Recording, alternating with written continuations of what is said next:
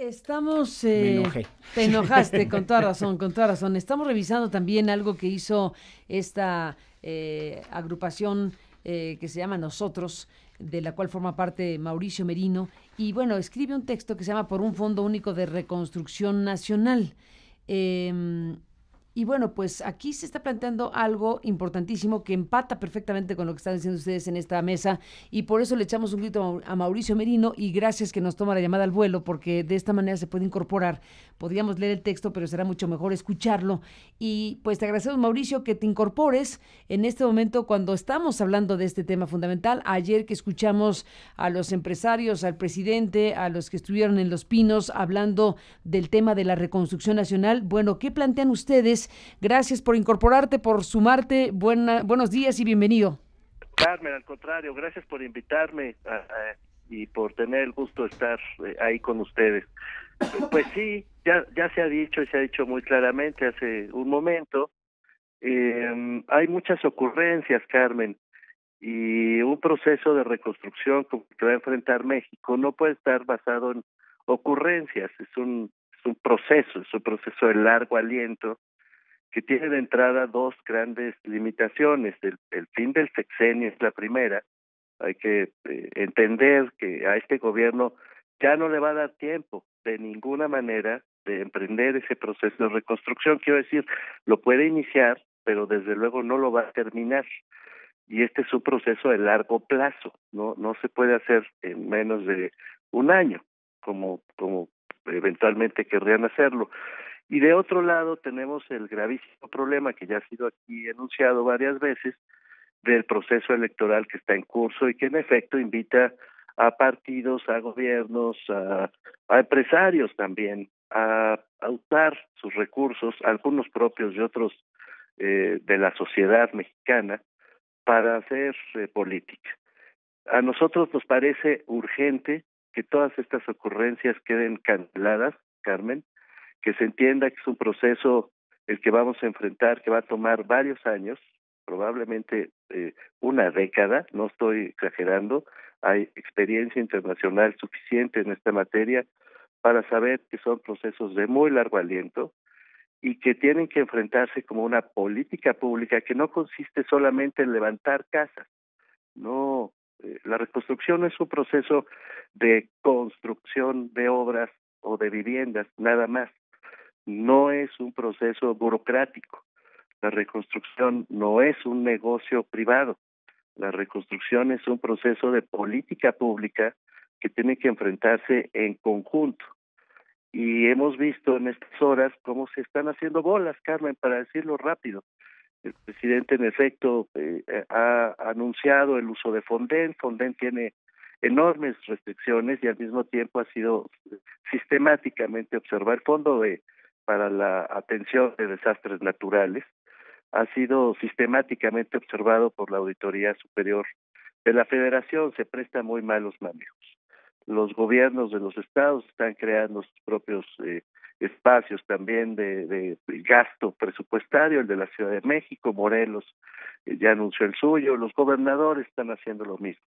Vemos cómo empresarios desconfían del gobierno, no les faltan razones, pero simultáneamente, permíteme añadir, que los empresarios hacen negocios y muy probablemente están utilizando este mismo espacio para hacer nuevos negocios, suponiendo que va a haber una gran cantidad, tienen razón, de obra pública. La cifra misma que se ha venido manejando solo está basada en el criterio de levantar edificios, de hacer cemento y vasija, quiero decir, y el proceso de reconstrucción es mucho más complejo que eso.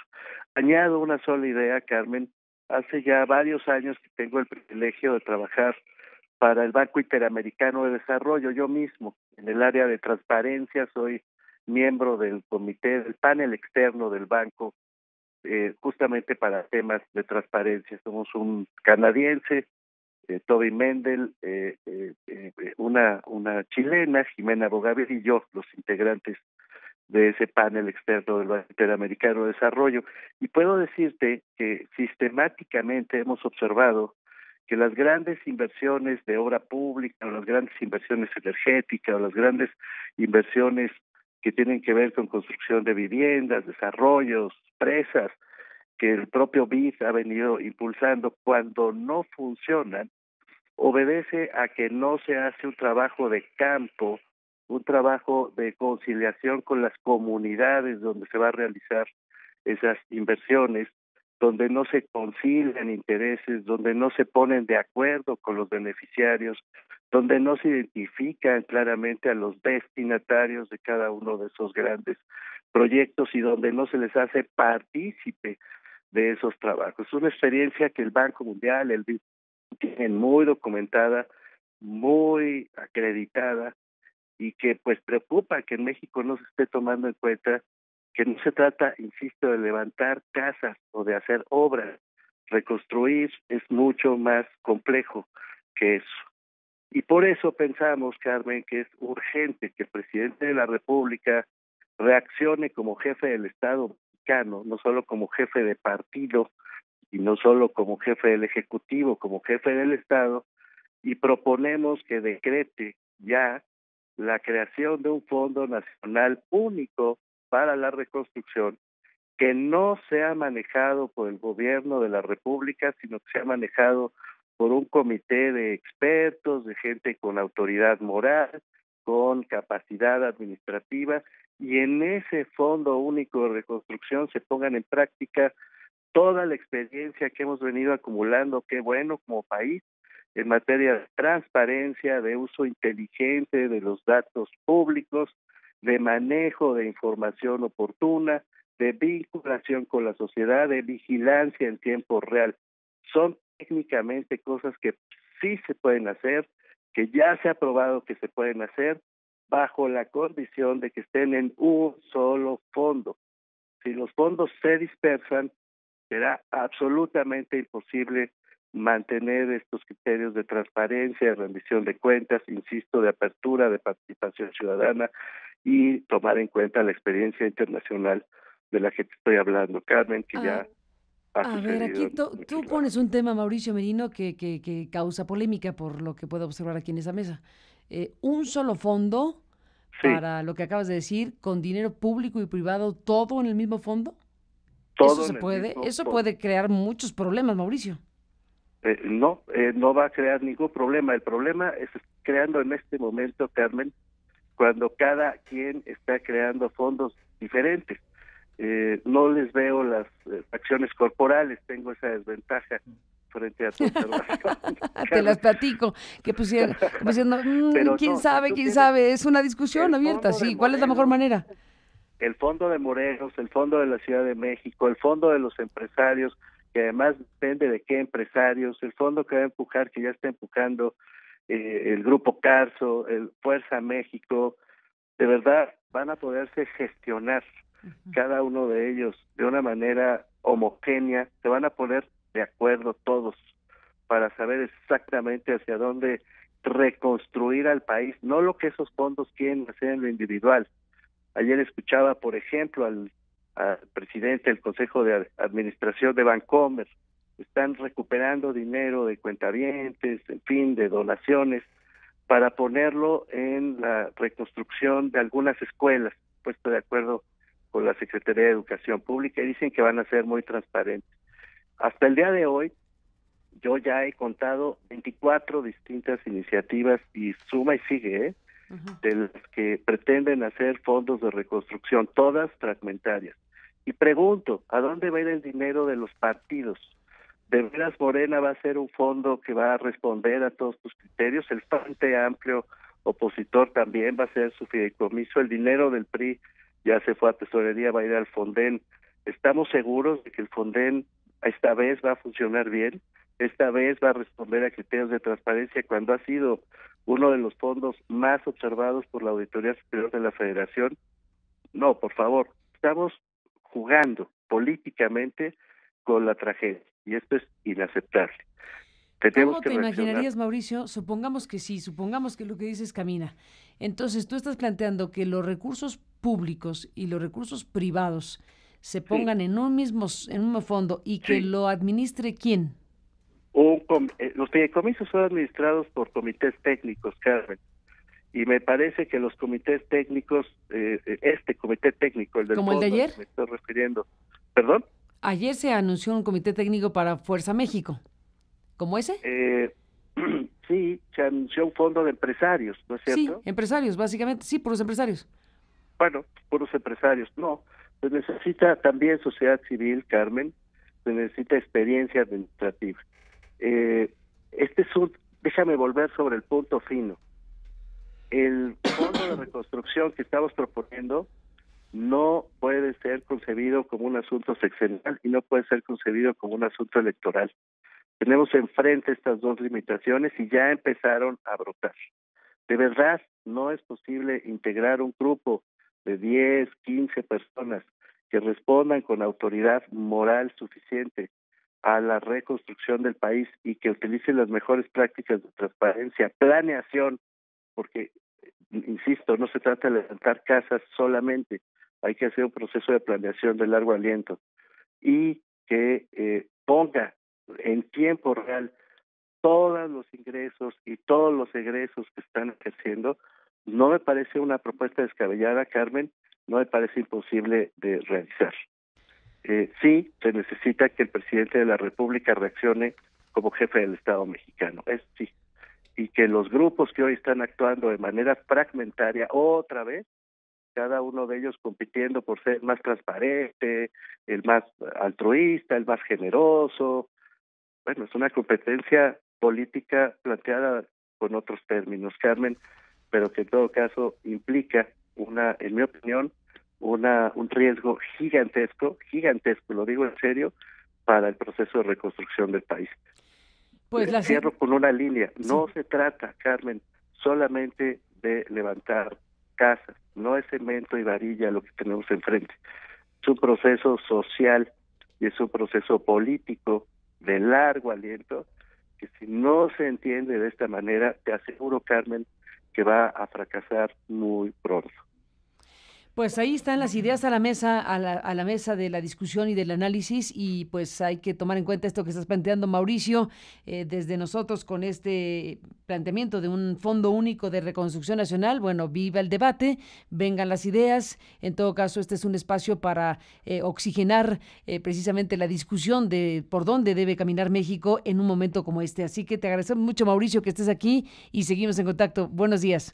Me quedé con la duda de qué objetaban, Carmen, ya me lo platicaron. No, entonces no te vayas para que lo escuches. Aquí me quedo. Venga, Mauricio, a ver qué dice Miguel Pulido en este momento y qué dice Diego de la Mora sobre esta propuesta. Un solo fondo, vamos a entrar ahí.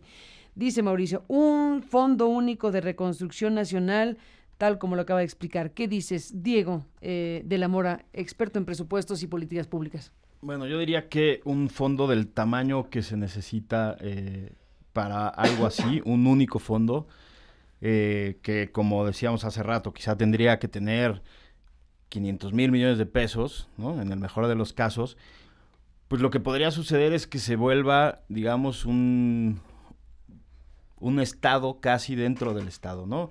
Yo creo que eso tendría que tomarse con muchísimo cuidado.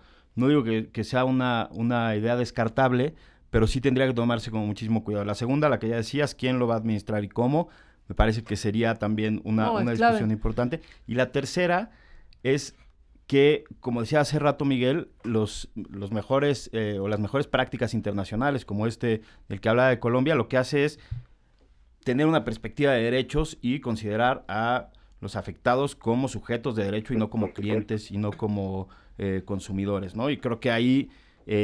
sujetos de derecho, no como... sí, sujetos de derecho afectados y no como filantropía, ¿no? Creo que habría muchos puntos de discusión. Me parece que uno de ellos es el que decía al principio, ¿no?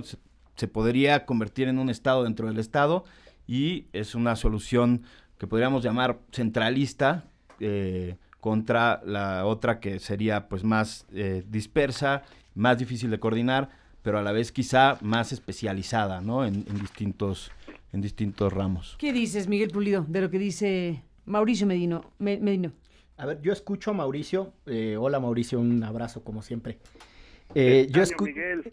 Yo también, Mauricio. Es que hace mucho que no nos vemos. Yo escucho a Mauricio desde un planteamiento bien básico. Hay una competencia insana. Es en serio, lo que hicieron los partidos políticos, yo renuncio a mi presupuesto, yo no sé qué, te plantea que no tenían una mirada de Estado, no se pusieron en su rol. Los partidos. Esa es una parte de la historia. Déjame, vengo de allá hacia acá, porque ahí empieza la dispersión que dice Mauricio. Ahí se anuncian, vamos a donar, y entonces eso empieza con ¿a qué fideicomiso le vas a dar? Después se suman los empresarios que están en su legítimo derecho de querer ayudar y las grandes personalidades y actores, etcétera. Pero toda esa dispersión, desde mi perspectiva, surge porque todos los actores olfatean el vacío del Estado.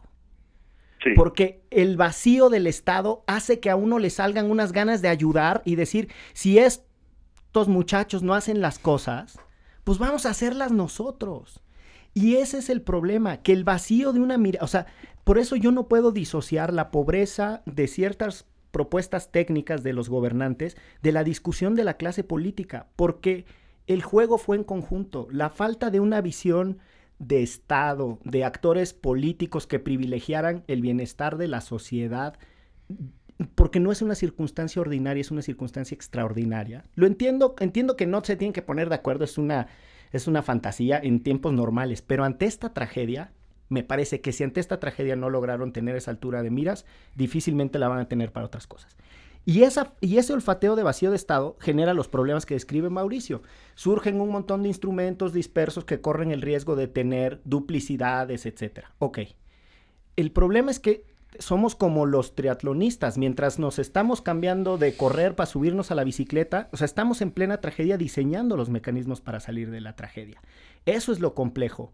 Yo genuinamente creo que necesitamos, de verdad, esto nos requiere las manos para ayudar, el corazón para sentir, pero la cabeza bien fría para pensar. Porque nos estamos jugando no solo el futuro de la reconstrucción, nos estamos jugando el futuro de la repetición. Es decir, esto va a volver a pasar y no nos puede agarrar en estas circunstancias.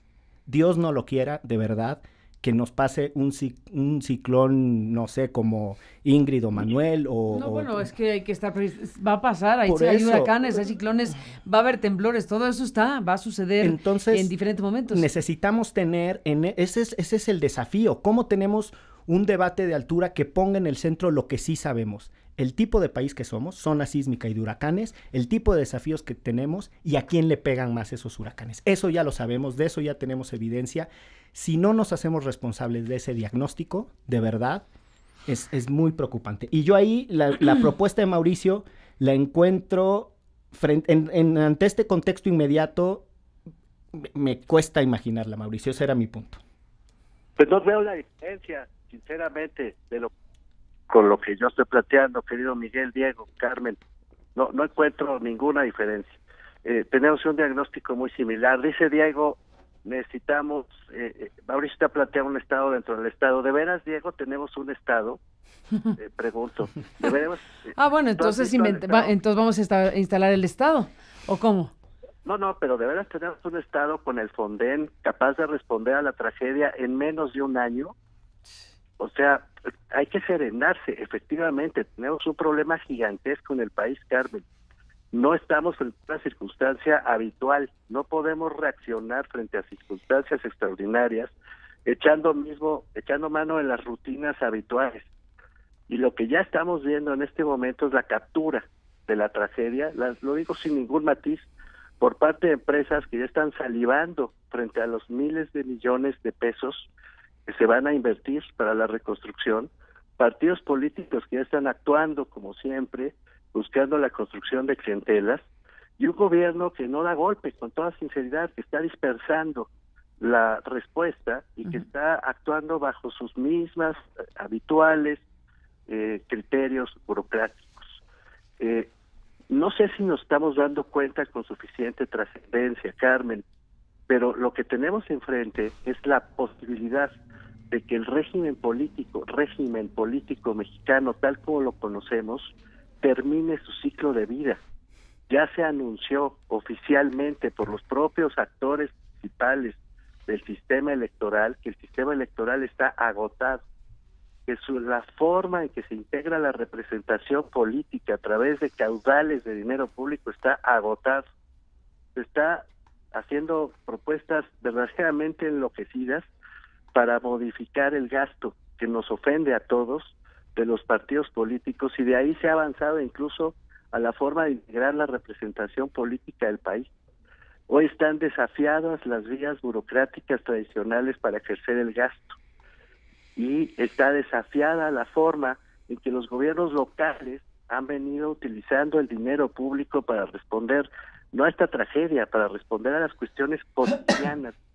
Hay más de 6,700, Miguel debe saber mejor que yo el dato, programas sociales solo en el recuento de Coneval, que no han servido más que para repartir basura entre la sociedad para tratar de conseguir clientelas electorales. De veras, pregunto, con estos empresarios codiciosos que tenemos y con estos gobiernos que hoy tenemos, el Estado, dice Diego, vamos a atender la tragedia que tenemos enfrente con la amenaza de llegar al 2018 con un fin de régimen y sin haber tomado en cuenta la experiencia acumulada en materia de construcción de derechos, de participación ciudadana, de transparencia, de rendición de cuentas y de administración eficiente y planeación de largo aliento. De verdad, pongámonos serios porque estamos frente a un fenómeno que nos ha rebasado a todos. Me niego a aceptar, Carmen, Miguel, Diego, me niego a aceptar que sigamos respondiendo frente a una situación tan excepcional con los mismos criterios de siempre.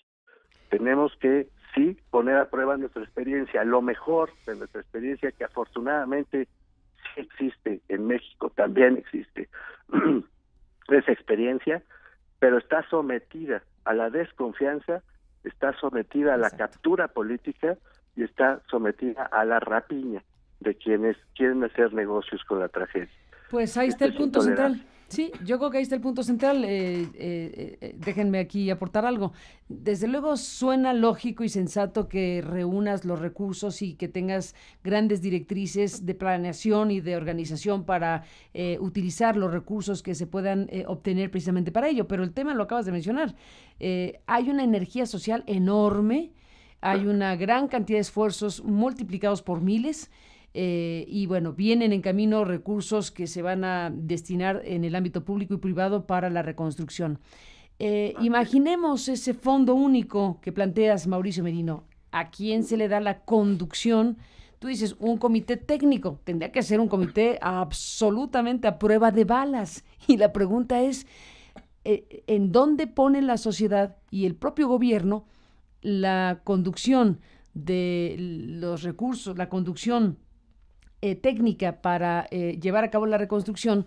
Pues no lo sé, no tendría la respuesta, no sé si tú tendrías una respuesta, no se trata aquí de hacer la lista de los impolutos en México, pero tendríamos que pensar en un mecanismo que sea aceptable para una sociedad y que diga, bueno, si es por ahí, sí le entro, si es por ahí, sí podría conducir mi propio esfuerzo individual o colectivo a través de un esfuerzo único. Eso que tú planteas suena a un sueño, Mauricio, a un sueño que en un momento de emergencia no sé si se puede realizar. Sí, sí se puede realizar, Carmen, porque no estamos hablando de gente impoluta, estamos hablando de la posibilidad de reunir a un grupo que sin responder a criterios puritanos, porque no estamos hablando de una iglesia, Carmen, estamos hablando de la necesidad de reconstruir con sentido de largo aliento y con criterios una política técnicos pública. Pero absolutamente. Y insisto, no necesitamos obispos. Carmen, no, yo nunca hablé de obispos ni de iglesia, digo de credibilidad y de convicción de la gente que sea por ahí. Claro que podemos. En México hay gente con esas calificaciones, Carmen. Sí las tenemos, lo afirmo absolutamente.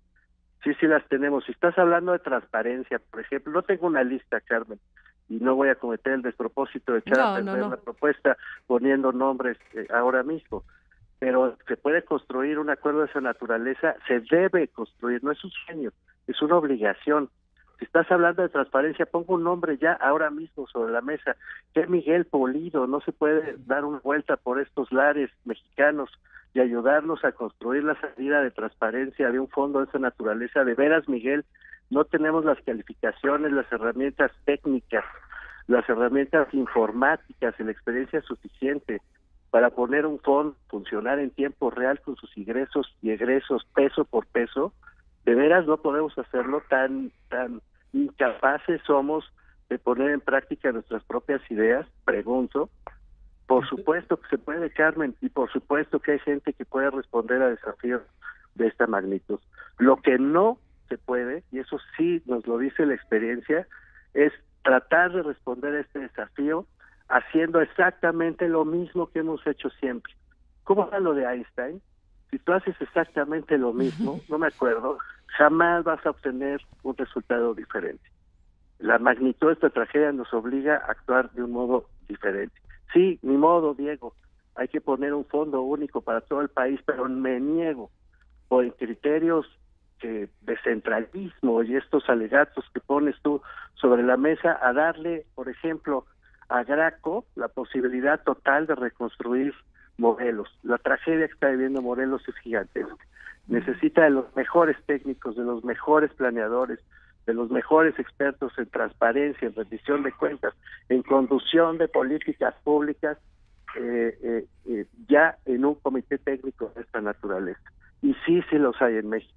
¿Prefieres a Graco, de veras, en nombre de... Oye, nadie ha hablado de eso, Mauricio. No pongas en nuestras bocas palabras que no hemos dicho, pero estamos en el punto de... A ver, ¿qué dices, Diego, de eso que dice Mauricio? Mira, yo creo que... No, yo también coincido que hay gente de primerísima, no hay la menor duda, de eso estamos de acuerdo. En eso estamos de acuerdo. Pero, ¿cómo lo hacemos en un contexto como este?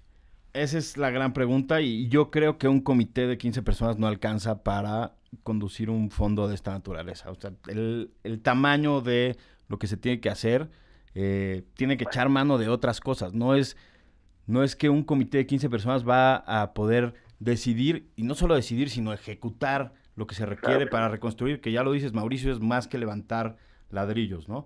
Y a mí me parece también que no es nada más pues negarse por criterios centralistas, es aceptar que no solo existen las malas prácticas del Fonden y que no solo existe la corrupción en los gobiernos, sino que existen partes de las instituciones que tenemos que aprovechar.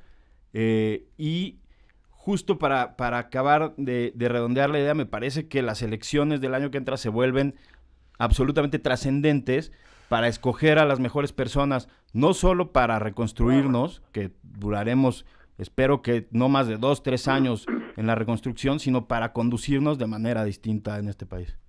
Bueno, pues vamos al proceso electoral y nos olvidamos de la reconstrucción. No, claro que no. La diferencia, Carmen, me niego. Yo creo que hay que salvar el proceso de reconstrucción del proceso electoral y hay que salvarlo. ¿Hay que sustraerlo? Hay que sustraerlo del proceso electoral. Absolutamente, van a medrar, y ya están medrando con la reconstrucción y ya están medrando con la tragedia. Pero hombre, basta abrir cualquier periódico, vas a oírte, Carmen, todos los días. No. Me niego a... Basta oírme, ¿y qué es lo que he dicho para decir eso, Mauricio? Pues hombre, ¿cómo están medrando con los recursos los partidos políticos? ¿Cómo están pensé que estabas haciendo alusión personal. No, hombre, tú no, me refiero a los partidos. No, me niego a aceptar ese argumento. Perdón, sí tenemos una diferencia de fondo. Miguel Pulido, a ver qué dices. A ver, yo creo que hay un contexto social que no hay que darle vueltas. La gente dio una muestra de civismo, de solidaridad, desprendimiento, la sigue dando, ¿no? Pero además, en ese momento también le mandó una señal a la clase política. Ya no queremos seguir jugando este juego. Entonces, el contexto no hay ni que interpretarlo, vamos, está ahí con todas sus letras.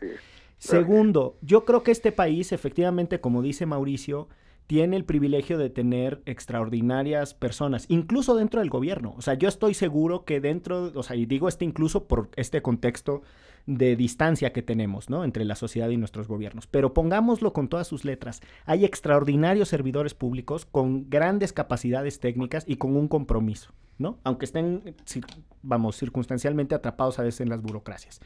Lo que yo no veo para amarrar la propuesta, y eso ciertamente me enfurece, es la altura de la clase política, porque nosotros nos podemos poner de acuerdo, pero, nosotros no legislamos, nosotros no somos decisores públicos. Y eso me genera... ejercemos el presupuesto, que va a ser el ejercemos principal. el presupuesto. El dinero público va a ser el principal. Entonces, si vemos aquí... La pregunta es, si hay un contexto social tan claro, si hay la capacidad técnica, de verdad, la pregunta es, ¿qué está esperando la clase política para ponerse las pilas?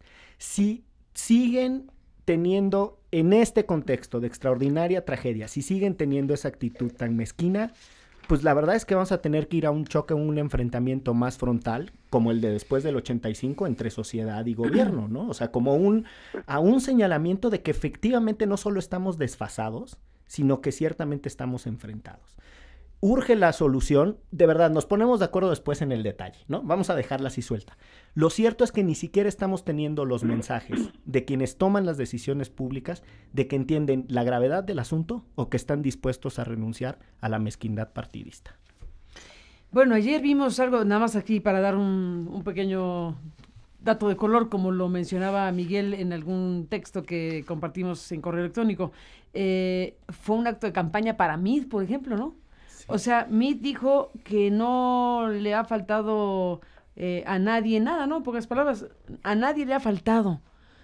No entendimos qué clase de frase era esa de MID, ¿no? Es una frase en la que empieza y así dice, empieza, ¿no? Señor presidente, a nadie le ha faltado cobijo ni alimentación. Y 10 minutos después Rosario Robles dice, son insuficientes los albergues y nos está faltando comida. Era una frase totalmente fuera de lugar, ¿no les parece? Claro, le dieron la conducción inicial del asunto, pues un empujón, digámoslo así, desde luego con alcances electorales seguramente o lo que sea, pero vaya manera de empezar, ¿no, Mauricio? Sí, es que... pero bueno, insisto, nota de color. No se trata de salir de la emergencia, hay que construir la resiliencia, como decían ustedes hace un momento, porque por supuesto que va a volver a temblar, ni modo, va a haber huracanes, va a haber inundaciones. Sí, vivimos en una zona geográfica amenazada constantemente y además tenemos que ir a la etapa del cambio, no solo del cambio, de la preparación del futuro, un proceso de reconstrucción, lo saben muy bien ustedes, no, repito, consiste solo en llevar tantita comida y una casa de campaña a quienes se quedaron sin casa, no consiste solamente en hacer casitas cuadraditas en Juchitán está tirado. Ayer Víctor Leonel Juan nos decía, por ejemplo, en una reunión de nosotros, Carmen, nos decía, tendríamos que pugnar porque Juchitán recupere no solamente las casas que se han caído, sino su personalidad, claro, su modo de vivir, su entorno urbano, la manera en que nos relacionamos en Juchitán, y quieren venir a construirnos casitas cuadraditas, que son las que saben hacer estos tipos. No, el proceso no solo consiste en salir de la emergencia, hay que ir a la resiliencia y hay que ir a el diseño del cambio que queremos para el país. Y sí es transeccional, y sí se necesita de un enorme esfuerzo social, de un enorme esfuerzo de convocatoria pública y de un enorme esfuerzo técnico. Y estoy absolutamente convencido, Carmen, de que las condiciones actuales el Estado mexicano no va a poder ofrecer ese esfuerzo. Mauricio Merino, a ver, ¿cómo sería? Vamos de nuevo a la propuesta de un Fondo Único de Reconstrucción Nacional. Volvamos al punto. Ya mencionaste a Miguel Pulido, pero no se trata de dar nombres y apellidos, porque, bueno, pues no tiene sentido. No, nombres, pues te di uno que tienes ahí en la mente. No, y sin duda sería espléndido. Sin duda es espléndido. Miguel Pulido, hay gente de primera, estoy de acuerdo contigo, pero a ver, ¿cómo tendría que ocurrir una cosa así? Nos causa un poco de polémica el asunto de un fondo único, porque aquí lo que estamos viendo es que si nos quedamos solo con las cifras, que aquí nos dijeron que hay que multiplicarlas por 10, pero si nos quedamos solo con las cifras, o por 10 si quieres, de lo que se está calculando respecto a los daños causados por estos sismos y lo que se requeriría para la reconstrucción, estamos hablando de 37,500 millones de pesos. Acá dicen que deben... poquísimo. No, aquí dicen que hay que multiplicarlo por 10. Exacto. Entonces, bueno, más o menos realmente tenemos que estar hablando de 400, 500 millones de pesos. 1,000 millones. Perdón, 500,000, 400 o 500 mil millones de pesos. De eso estamos hablando. Entonces, ese dinero es esencialmente tendría que ser esencialmente dinero público, porque la relación ayer de dinero era 37,500 millones de pesos se requieren, y el fondo famoso de ayer de Fuerza México pues alcanzará 1,500 millones de pesos. Bienvenidos, pero son una cantidad relativamente modesta frente a lo que ayer mismo se dijo. Entonces, aquí estamos hablando de una transferencia de recursos públicos de estas dimensiones. Si estás planteando un fondo único, tendría que ser algo que contemple que la materia prima de dinero es pública. Y entonces, ¿cómo hacemos algo que involucre a una sociedad que está en las calles por miles, que hay una energía social, un impulso y una desconfianza monumental al gobierno? Entonces, ¿cómo se hace ese comité técnico? ¿Cómo tendría que suceder algo en donde estén involucrados recursos públicos y privados? ¿Cómo tendría que construirse eso? Vuelve a la experiencia internacional y a lo mejor los entendemos más. Mira, de entrada necesitamos, paso 1, que el jefe del Estado mexicano responda como tal. Bueno. Que no responda, ya lo dije antes, como jefe de su partido, como líder de su partido, o como jefe de un gobierno que está por concluir. Sí, yo sé que estoy pidiendo demasiado, Carmen, pero es que hay que pedir demasiado frente a la tragedia que estamos viviendo. Sí. Necesitamos exigir colectivamente que el jefe del Estado asuma su papel de jefe del Estado y reconozca que el gobierno actual no puede manejar los fondos de la reconstrucción porque implican una mirada de largo plazo que trasciende el fin de este sexenio. Esto es una obviedad, no sé si tengo que explicarla demasiado. No va a dar la vida, no da el tiempo para que de aquí a que termine el sexenio de Enrique Peña Nieto la reconstrucción esté concluida. No se puede, no es técnicamente viable. Insisto, es una obviedad. Entonces, primero hay que poner a salvo el proceso de reconstrucción del fin de sexenio. Insisto, que me parece otra obviedad absoluta el que se diga que tenemos que poner este fondo a salvo en los procesos electorales. ¿Cómo lo vamos a poner a salvo? Otra vez pregunto, de los procesos electorales, si no lo ponemos en un fondo que sea absolutamente transparente y al margen de cualquier decisión que tenga que ver con la elección del 2018. No hay manera, no existe otra que poniéndolo fuera, completamente fuera de los procesos electorales. Y sí, necesitamos que desde ese mirador del Estado mexicano se integre un comité. 15 personas o 20 o 10 o 12 no van a hacer toda la solución. Se trata de las personas que van a tomar las decisiones técnicas para que un fondo de esta naturaleza pueda operar. Lo que es muy importante es que este fondo se conecte con las comunidades con las que va a actuar, se conecte con los destinatarios de los recursos a los que está dirigido y se conecte con la posibilidad de que esa reconstrucción efectivamente tenga un sentido de largo aliento. Toda política pública, Carmen, es un proceso de largo aliento, es un proceso que toma tiempo, que exige un esfuerzo de planeación de enormes proporciones, ya de una política pública de reconstrucción, quiero decir, y que además, como ya mencionamos esto, reclama la vinculación con la sociedad que va a recibir o a salir del problema que está enfrentando. Comunidades enteras, pueblos enteros se han caído, Carmen, en Puebla, en Morelos, me consta, ya lo personalmente, no se puede ni llegar a esas comunidades en este momento y están suponiendo que responder a la tragedia supone mandarles algo de comida y hacerles casitas. No, se trata de reconstruir la posibilidad de que estas comunidades regresen a la vida productiva, a la vida social y se reintegren al desarrollo del país. Eso no se puede hacer con fonditos fragmentarios.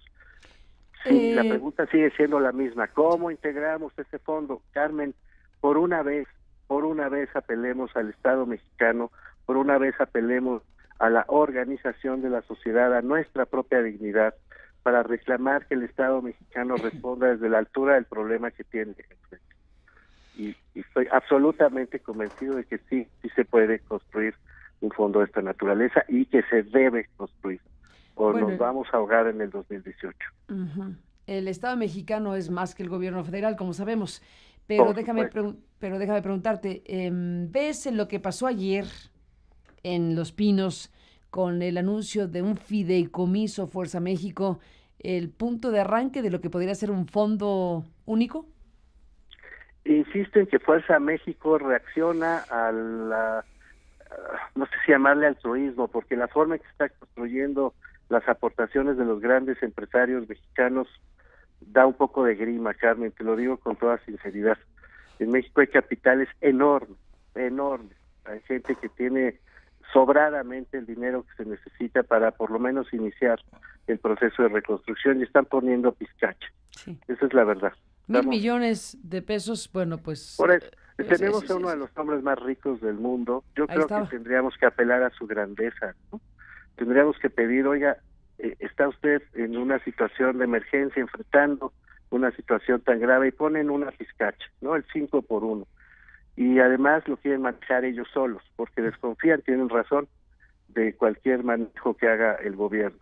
¿Con qué criterios? Bueno, con los criterios de organizaciones de la sociedad civil que han estado relacionadas con el tema de la transparencia, también lo sabe muy bien Miguel, que están contribuyendo con ellos a darles algunas prácticas de transparencia. Estamos absolutamente seguros de que no va a haber negocios detrás de esto.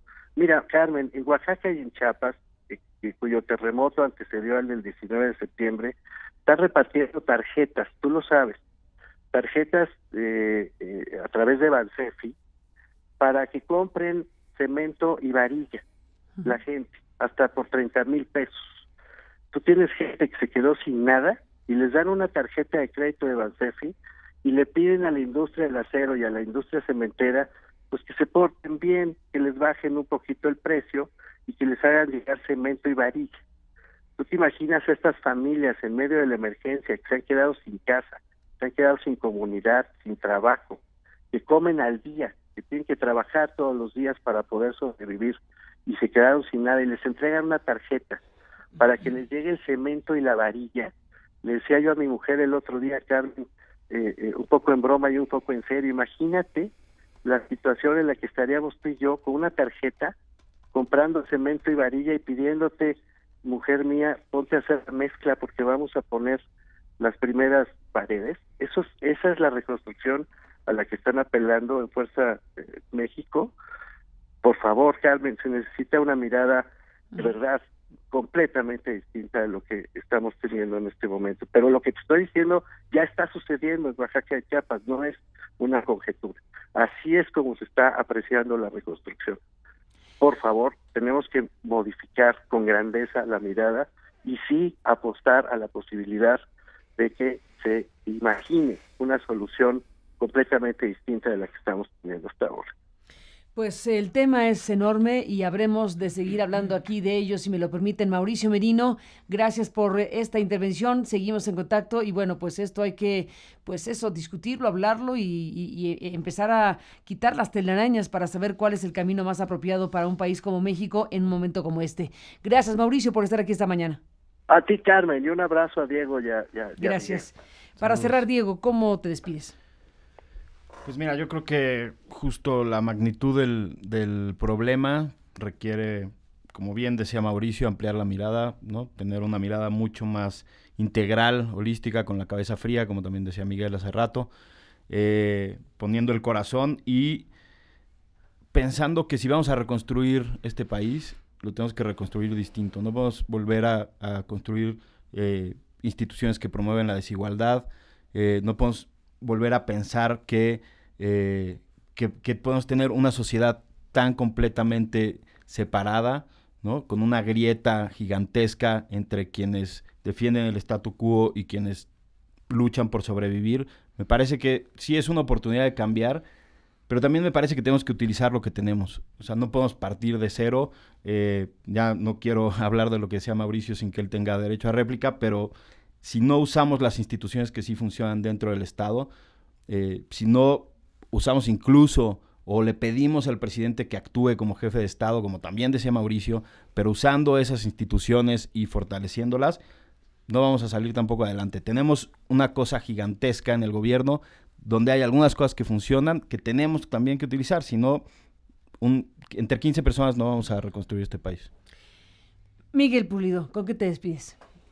Carmen, yo creo que hay un desafío durísimo en términos de tiempo, porque no es la emergencia del rescate, en donde los segundos y los minutos alcanzan un nivel de dramatismo, ¿no? Muy, muy fuerte, pero en términos de visión país es similar. O sea, cada semana que pasa con los actores políticos distraídos, la viabilidad de la reconstrucción seria de este país se va esfumando, porque se nos va acercando el proceso electoral. Entonces, necesitamos que la sociedad presione mucho más profundamente. No es solo que los partidos tengan un modelo electoral menos oneroso, es que el país tiene que tener bien ajustadas sus prioridades, y es que el presidente tiene que ser jefe de Estado y los actores políticos tienen que entender que igual ganan o pierden la siguiente elección presidencial, pero que el tiempo que las personas están pasando ahorita ya no puede seguir con distracciones. Punto número 1. 2, no podemos obviar la distancia que tenemos sociedad y clase política. Es grandísima. No abundo en el tema, ha salido en redes, etcétera. No, es evidente. Tercero, ¿qué cosa con la falta de información en este contexto? Desde las cosas como el tema de Frida Sofía y tal, pero hasta, de verdad, si uno va a las páginas de internet, no hay datos relevantes para cómo actuar una cosa así. Fueron iniciativas de sociedad civil como el de Verificado 19S, que son organizaciones amigas de nosotros, de muchos, o sea, son tipazos muy jóvenes. Carlos Brito, sí. Carlos Brito ayer haciendo una intervención extraordinaria en este programa. Vamos, la información fidedigna está viniendo de actores sociales relevantes, la coordinación está viniendo de organizaciones. Ese vacío de información nos pesó muchísimo. No lo podemos obviar. Otro punto, ¿qué onda con ese triunfalismo gubernamental? 2 rayitas abajo. Yo entiendo que uno no quiere a un jefe de gobierno alicaído y no, pero no es para dar, de verdad, el discurso de Mancera de ayer no está a la altura de lo que vivió la gente. Nosotros necesitamos una persona que diga que sabe cuál es la circunstancia, qué decisiones va a tomar, datos duros, instrucciones, para escuchar poesía, que es sanadora, porque no hay que negarlo, pero hay otros espacios. Del jefe de gobierno de la ciudad, uno esperaría otra cosa. Ese triunfalismo es raro. Somos más fuertes que quién sabe qué. Sí, señores, pero tenemos el sismo del 85, tenía la gente concentrada en la Ciudad de México. Esto tiene a los damnificados desparramados por todo el país. O sea, no es solo que los costos son similares o incluso más altos. El desafío logístico, hay muchas cosas para preocuparse. Entonces, no queremos a nadie alicaído ni agachón, pero los queremos serios y responsables, no triunfalistas y pues ahí con dicharacheros.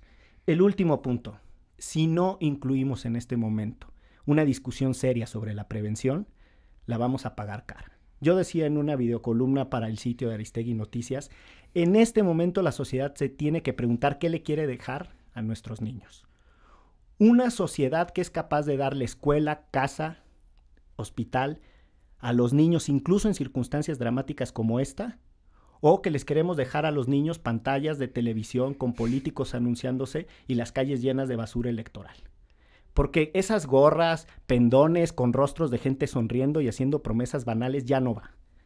De verdad, necesitamos que se alinee la clase política en un entendimiento serio de lo que la gente necesita y de lo que la gente les demostró en la calle.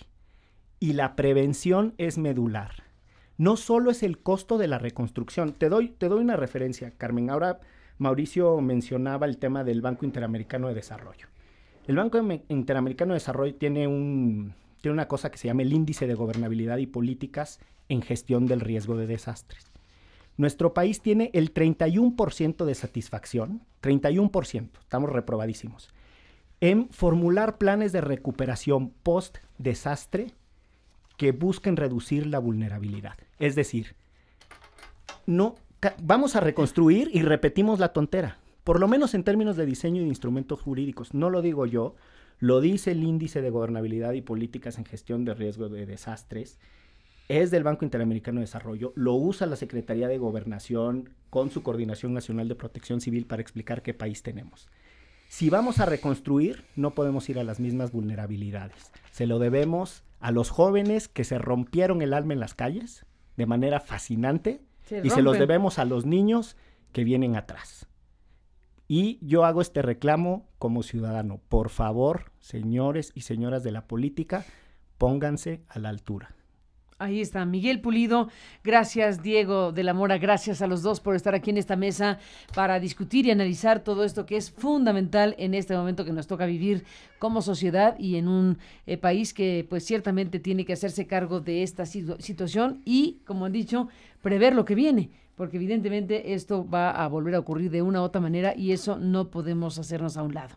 Gracias a los dos, gracias Diego, gracias Miguel, a los dos gracias. Carmen, una breve nada más una cosa, he recibido muchísimos comentarios de gente que está profundamente agradecida del esfuerzo que en este sitio informativo se ha hecho para llevar otras miradas, otros rostros. El trabajo de Gustavo Sánchez es fascinante en Oaxaca. Hasta me siento mal del tiempo que nos robamos Diego, Mauricio y yo, porque hay muchos testimonios que contar. Gracias por su trabajo periodístico, porque muchas personas, como tengo esta oportunidad de hablar contigo, me han dicho, felicítala, hazle saber al equipo, y no me podía quedar callado. Pues muchas gracias a todos ellos. Para nosotros es un privilegio estar aquí con ustedes y bueno, desde luego seguimos trabajando. Gracias a los dos. Gracias.